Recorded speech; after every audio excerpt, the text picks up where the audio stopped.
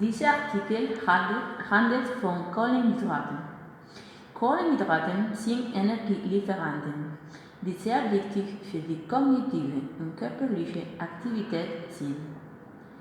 Man kann sie in 3 Gruppen unterscheiden. Die erste Gruppe bildet der Einfachzucker, zum Beispiel Traubenzucker und Fruchtzucker.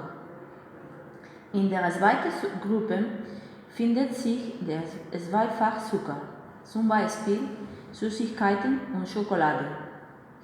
Die wichtigste Gruppe ist der Gruppe von Mehrfachzucker, zum Beispiel Vollkornprodukte, Hülsenfrüchte und Kartoffeln. Man kann zwischen guten und schlechten Kohlenhydraten unterscheiden. Einfachzucker sind nur leere Kalorien, die schnell Energie bringen und nicht sättigen.